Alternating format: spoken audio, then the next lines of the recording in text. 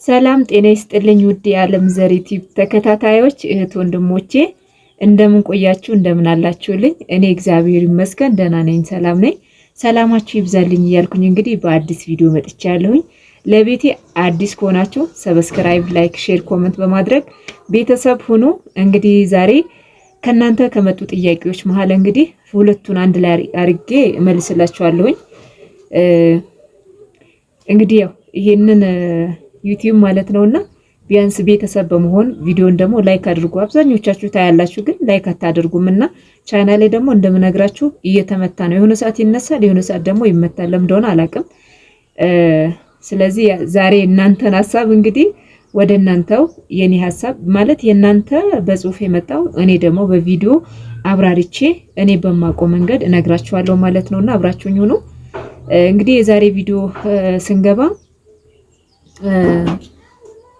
አንደኛው ጥያቄ ዋይፋይ ይዘን እንምጣ ወይ እና ኢትዮጵያ ውስጥ ደግሞ አዲስ አበባ ውስጥ ዋይፋይ አመታዊ ዋይፋይ ወይም ደግሞ የስድስት ወር ዋይፋይ ብንሞላ ገጠር አካባቢ ይሰራል ወይ የሚለው አንድ እሱን ጥያቄ መልሳለሁ። ሁለተኛ ደግሞ ቤቴ አካባቢ ላይ 80 ሺህ ብር ጨረሰብኝ ለሱቅ ቤት መሰለኝ የሰራሽው እህቴ እና አሁን 60 ሺህ ብር አለኝ። እቺ 60 ሺህ ብር ሱቅ ታስጀምረኛለች ወይ ብላኛለችና ስለዚህ ይህንን ጥያቄ ጠቅላላ አድርጌ መልስላችኋለሁ። ሌላ በዚሁ አጋጣሚ ደግሞ የመስቀል ድባብ ለምን አላሳየሽንም ያላችሁኝ ደግሞ እሱ ራሱ የቻለ እንትን አለው ማለት ነውና እሱም ከተቻለ ይሄ ቪዲዮ ካረዘመ በእግረ መንገዴ መልስላችኋለሁ፣ ከረዘመ ግን በሌላ ጊዜ ቪዲዮ ደግሞ መልስላችኋለሁ ማለት ነውና ውድ ቤተሰቦቼ እንግዲህ ቪዲዮን ላይክ በማድረግ ጀምሮ እንዲሁም ደግሞ ለቤቴ አዲስ ከሆናችሁ ሰብስክራይብ፣ ላይክ፣ ሼር፣ ኮሜንት እያደረጋችሁ ቤተሰብ ሁኑ። አብራችሁኝ እስከ ፍጻሜ ድረስ ከደረሳችሁ በእርግጠኝነት ብዙ ነገር ታተርፉ። መጀመሪያ እንግዲህ መመለስ የምፈልገው ዋይፋይ አላልሽው እህቴ። አዎ ዋይፋይ ገጠር አካባቢ ማብራት ካለ ይሰራል፣ ግን ማብራት ከሌለ አይሰራም ማለት ነው። ብዙም ይሄን አክል አይስብም። አሁን እኔ ወደ ክፍለ ሀገር ሲሄድ ወይም ደግሞ ከሌራ ወጥቼ ለምሳሌ እኛ ጋር ማለት ነው ወደ ጀኔ መስመር ሲሄድ ማለት ነው ማብራት ከሌለ እኛ ቤት አካባቢ አይሰራም። ማብራት ካለ ግን ይሰራል ማለት ነውና ቦታ ይመርጣል እንጂ ይሰራል እላችኋለሁኝና ስለዚህ ማብራት ያለበት ቦታ ላይ ከሆነ ዋይፋይ አላመጣሁም። እቤት ውስጥ ነው ዋይፋይ እጁ ዋይፋይ አለች አይደለ? እሷን ይዛችሁ ነው ቀፈዋን ማለት ነው ከነ ድንጋይዋ ብትችሉ ድንጋይ 2 አድርጋችሁ ወይ 3 አድርጋችሁ ግዙ። ምክንያቱም እዚህ ኢትዮጵያ ውስጥ ይሄ የዋይፋው ድንጋይ በጣም ውድ ነው። እኔ ዛሬ አመት ከምናምን ሆኖታል። እሱም እዚህ ሆሳና ውስጥ እዚህ እንትን ላይ አላገኘሁምና አዳማ ውስጥ ስንት መሰላችሁ? 1500 ብር ማለት ነው። እቺ ባትሪው አለች አይደለ? እሱ 1500 ናት እዚህ ማለት ነው። አሁን ይጨምራል በእርግጠኝነት ወይ 2000 2500 ሊገባ ይችላልና ብትችሉ ዋይፋይ ገዝታችሁ ስትመጡ 2 ኦሪጂናል የሆኑ ባትሪዎች የራሱ ባትሪዎች ገዝታችሁ ነው ድንጋይ ማለት ነው ይዛችሁ ነው። በተረፈ ግን ከመጣችሁ በኋላ ደግሞ እንደ ሲም እኮ ነው እንደ ስልክ ሲም ካርድ ነው።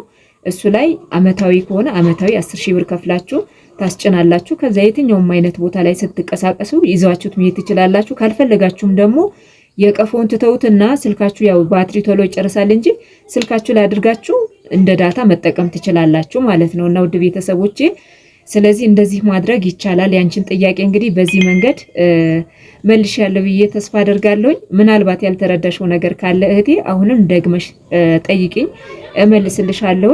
ሌላኛው ደግሞ 60 ሺህ ብር እንዴት ነው ዛሬ ደግሞ አማርኛው ሊያጥረኝ ነው እንዴ? በቤቴሱ 60 ሺህ ብሩ ምን ላድርግበት ወይ ምን ይችልልኛል ወይ?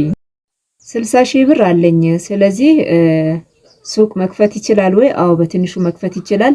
ምን ታረጊያለሽ? አዲስ አበባ ውስጥ ካለሽ ይሄንን ማሽን ማለት ነውና 5500 ብር ነው።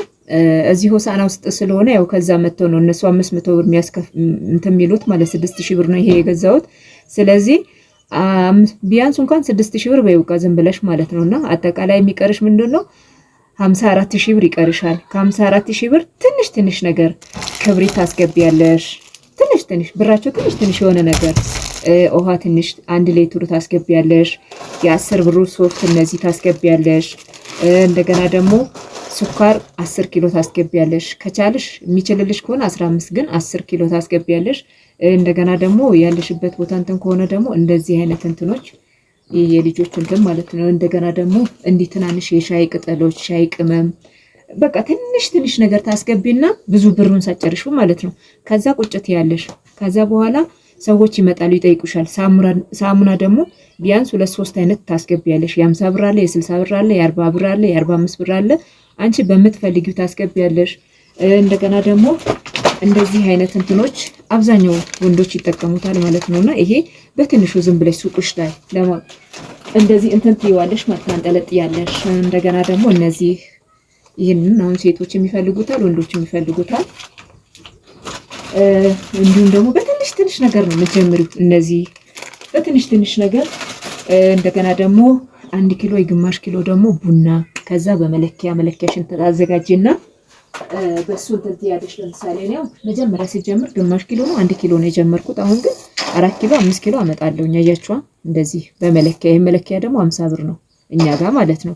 እንዲህ አድርገሽ ከዛ ትንሽ ነገር ነው የምታስገቢው። ከረሜላ እንደገና ደግሞ አሁን ይሄ እንትን ፉትቦል ምናምን ማስቲካዎች ትንሽ ነገር ታስገቢና ከዛ ሱቅሽን ትከፍቻለሽ ማለት ነው። ሻማ እንደገና ደግሞ የሪሞት እንትን ማስቲካ እነዚህ 10 ብር የ5 ብር ብስኩቶች ታስገቢና ጸጥ ብለሽ ቁጭ ትያለሽ። ከዛ በኋላ ደግሞ ሰዎች ደጋግሞ የሚጠይቁሽ ነገር በቀረሽ ብላይ እያስገባሽ ከዛ ላይ ምንም እንዳታነሱ። ይሄ ሱቅ ምሰሩ ልጆች ማለት እግዚአብሔር ምንም ነገር አታንሱ። በቃ ብትችሉ ምንም ነገር አታንሱ። ለምን ሱቃችሁን እያሰፋችሁ ትሄዳላችሁ። የሌለ ዕቃ እየጨመራችሁ ትሄዳላችሁ። ግን እግር ከስርስር ትርፌ ነው እያላችሁ የምትጨርሱ ከሆነ የምትወስዱ ከሆነ የምታባክኑ ከሆነ ያለው ነገር ላይ እየቀነሳችሁ ነው የምትመጡት እና ተጨማሪ ዕቃ ማስገባት አትችሉም። ተመሳሳይ ነገር ነው የሚሆነው። እሱም ብዙ እጃችሁ ካላስገባችሁበት፣ ካልሆነ ግን በትርፋችሁ እዛው እያተረፈ ራሱ በራሱ እያለ እያደገ ይመጣል ማለት ነውና እንደዛ አድርጎላችኋል እልሻለሁ እህቴ። ሌሎቻችሁ ምናልባት እንዲህ አይነት ሀሳብ ካላችሁ ሱቅ የመክፈት አላማና ህልም ካላችሁ እንደዛ ብታደርጉ መልካም ነው እና ስሩ በትንሹ ማለት ነው። ያላችሁ ብር 100 ሺህ ብር ይዛችሁ እዛ 100 ሺህ ብር እዛው ላይ መጭረስ ሳይሆን እዛ ላይ እንዳላምጥታችሁ ኢንቨስት ማድረግ ሳይሆን በትንሹ ነገር ትጀምሩትና ሰዎች የሚጠይቋችሁ ነገር ታስገባላችሁ ማለት ነው። ወደ ኋላ ሄዳችሁ የኔን ቪዲዮ እዩ እስኪ። መጀመሪያ የከፈትኩት አካባቢ ምን ነበረበት? ትንሽ ነገር ነው። ቢያንስ የ20 ነው የ30 ሺህ ብር ዕቃ እንኳን የሚሆን አይደለም። ትንሽ ዕቃ ነው ያስገባሁት። ይሄ ታች ያለው ሱካር ምናምን ነገር አላስገባውም። እንደገና ምን ታስገቢያለሽ መሰለሽ? አዮዲን፣ ይሄ ደቃቁ አዮዲን አለ አይደለ? የ25 ብሩ ማለት እሱን ታስገቢያለሽ። ከዛ ትንሽ ነገር ከዛ በኋላ ሰዎች ደጋግሞ የሚጠይቁት ነገር ከሆነ ታስገባላችሁ። ትንሽ ማለት አንዴ 50 ኪሎ አምጥቶ ማስቀመጥ ሳይሆን 10 ኪሎ 25 ኪሎ 15 ኪሎ በአቅማችሁ ልክ ማለት ከዛ እያላችሁ እያሰፋችሁ ትሄዳላችሁና እንደዚህ ስታደርጉ ደግሞ ተጠቃሚ ነው የምትሆኑት። ሱቃችሁ ላይ ደግሞ እና ባንዴ ያላችሁ ነገር ኢንቨስት እንዳታደርጉ ትንሽ ከዛ በኋላ ካላችሁ ብላይ የሚጠይቋችሁ ነገር አምጥታችሁ እንትን ማለት ትችላላችሁ ማለት ነውና በተረፈ እንግዲህ ሌላ ቪዲዮ እንድሰራላችሁ የምትፈልጉት ነገርም ካለ ሰራላችኋለሁ። በዚህ አጋጣሚ ደግሞ አንድ እህቴ ለምንድን ነው የመስቀል ድባብ ያላሳየሽን ምናምን ብለሽናልና በእርግጥ ከዚህ በፊት ያለውን እንደ እያንዳንዱ የመስቀል ድባቦች ምናምን ቀጨብ እያረኩም ቢሆን አሳያችሁ ነበረ። ዘንድሮ ደግሞ አልተመቸኝም። ያው ቢበር ቢሆን የኔ ደስታ ብዬ ደግሞ የሌሎችን ሴፍቲ መጠበቅ ግዴታዬ ስለሆነ ወይም ደግሞ ሚዲያ ላይ መውጣት የማይፈልጉ ሰዎች ይኖራሉ፣ ወይም ደግሞ ያለውን ነገር መቀረጽ የማይፈልጉ ሰዎች አሉ። ስለዚህ ለዛ ሴፍቲ ብዬ እኔ መቅረጽ አልፈለኩም ማለት ነውና አልቀረጽኩላችሁም። ለዛ ስለሆነ ነው አላስገባውላችሁም።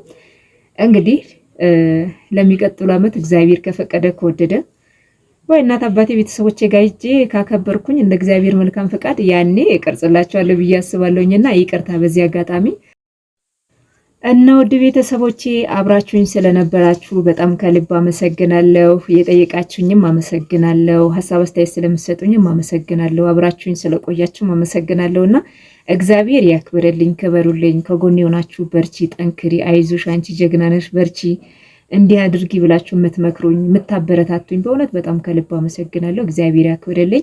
በተረፈ በሌላ ቪዲዮ እስከምንገናኝ ሰላም ሁኑ። ፀጉሬ ወደ ኋላ ሄደዋል እንደምታዩት እንግዲህ እዚህ ጋር እንዳለ ሸሽቷል። እንግዲህ በምን እንደምመልሱ አላቅም እላችኋለሁኝና ተሰርቼው ነበረ ግን እንትን ብሏል እየለቀቀ ነው ማለት ነውና አጠረ ማርያምን።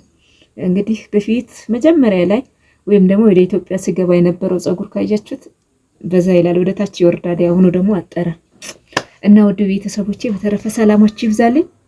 ከልብ አመሰግናለሁ። አንድ ደግሞ ሌላ ጊዜ ነግራችኋለሁ። አሁን ቪዲዮ እንዳይረዝምብን ማለት ነውና ሰላም ሁኑልኝ። ቪዲዮን ከወደዳችሁት ግን ላይክ፣ ሼር፣ ኮመንት አድርጉልኝ። ከልብ አመሰግናለሁ።